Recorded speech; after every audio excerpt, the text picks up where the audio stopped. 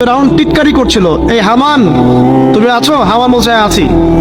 আমার জন্য একটা বড় প্রাসাদ নির্মাণ করো, ইট পোড়াও, আমার জন্য উঁচু প্রাসাদ তৈরি করো, যাতে আমি উকি মেরে দেখতে পারি মুসার রব কোথায় আছে। কথা বুঝতে পারছেন? নয়টা আযাব আল্লাহ পাক দিয়েছেন। কয়টা? 9টা। একবার সতর্ক করা হয়, যদি না শোনে আল্লাহ পাক আযাব দিলে রক্তের সমস্ত পানি রক্ত হয়ে গেল। এবার ফেরাউন এবং তার লোকজন এসে বলে আমরা তওবা করব, মুসা তুমি দোয়া করো আল্লাহর কাছে, আল্লাহ যেন সরিয়ে দেয়। মুসা আলাইহিস সালাম দোয়া করেন, আযাব সরে যায়, তারা আবার নাফরমানি শুরু করে। কথা বুঝতে পারছেন? তারপরে আযাব আসলো ব্যাঙের, সবখানে ব্যাঙ দিয়ে ভর্তি। তারপরে আবার তওবা করার প্রত্যয় ব্যক্ত করলো, তওবা করলো না, আবার আযাব। এরপরে আযাব উকুনের, কিসের? উকুন। এভাবে একটা একটা করে আসতে থাকলো। এবার প্লেগ, তারপর ফড়িং, এভাবে নয়টা আযাব আল্লাহ পাক দিলেন, কিন্তু ফেরাউন কিছুতেই ঈমান আনলো না। এবার সবশেষ পালা। সর্বশেষে মুসা আলাইহিস সালাম বললেন যে বনু ইসরাইলকে আমার সাথে যেতে দিবা কিনা সেটা বল। তো এখন যেহেতু অনেক মানুষ মারা যাচ্ছে প্লেগে, সবশেষে গিয়ে মুসা আলাইহিস সালামের কাছে ফেরাউন এবং তার এই যে হামান, কারুন, যারা ছিল, এরা নমনীয় হলো এবং বলল ঠিক আছে, তোমরা বনু ইসরাইলকে নিয়ে এখান থেকে বের হয়ে যাও, মিশরে আমরা আর কোনো আপদ চাই না, তোমরা চলে যাও এখান থেকে।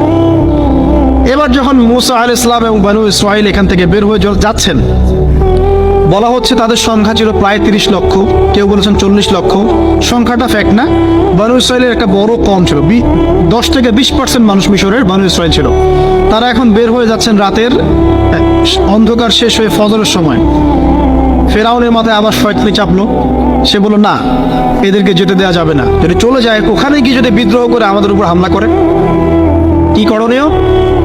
ফুল ফোর্স নিয়ে, তার যত সেনাবাহিনী ছিল সমস্ত সেনাবাহিনী নিয়ে ফেরাউন মুসা আলাইহিস সালাম এবং তার কওমকে ধাওয়া করা শুরু করলো পিছন থেকে। এবার মুসা আলাইহিস সালাম যাচ্ছেন, তার কওমকে সাথে নিয়ে, সামনে পড়ে গেল লোহিত সাগর। কোন সাগর? লোহিত সাগর। আর পিছনে ফেরাউনের বাহিনী। এরকম একটা অবস্থায় মুসা আলাইহিস সালামের কওমের কিছু মানুষ বলেছিল ইন্না লামুদরাকুন, হে মুসা আমরা তো ধরা পড়ে গেলাম, আমরা তখন যেতে পারবো না, সামনে সাগর, পিছনে ফেরাউন। এই সময় মুসা আলাইহিস সালাম একটা কথা বলেছিলেন। মুসা আলাইহিস সালাম বলেছিলেন কাল্লা। ওইরকম একটা অবস্থা থেকে বলছেন কাল্লা, কখনো নয়। ইন্না রাব্বি মাইয়া সায়াহদিন, আমার রব আমার সাথে আছেন, তিনি আমাকে পথ দেখাবেন। কথা বুঝতে পারছেন? ব্যাস আল্লাহ পাকের সাহায্য নেমে আসলো। তিনি বললেন লাঠি ছুঁড়ে মারো। লাঠি ছুঁড়ে মারার সাথে সাথেই একটা দুইটা না, 12টা রাস্তা হয়ে গেল, পানি ভেদ করে, সাগর ভেদ করে। আর এই 12টা রাস্তা দিয়ে বনু ইসরাইলের 12টা দল চলে গেল, পার হয়ে গেল। সিদ্ধান্ত নিল যে আমিও আমার ফোর্স দিয়ে ধাওয়া করব। এই যে সে নামলো লোহিত সাগরের সাথে সাথে পানি আবার আগের জায়গায়। এক মুহূর্তের মধ্যে, মানে একদিনে পুরো ফেরাউন এবং ফেরাউনের যত সেনাবাহিনী আছে একদিনের মধ্যেই শেষ, পৃথিবী থেকে চিরবিদায়। এই ঘটনাটা ঘটেছে মুহররম মাসের 10 তারিখে।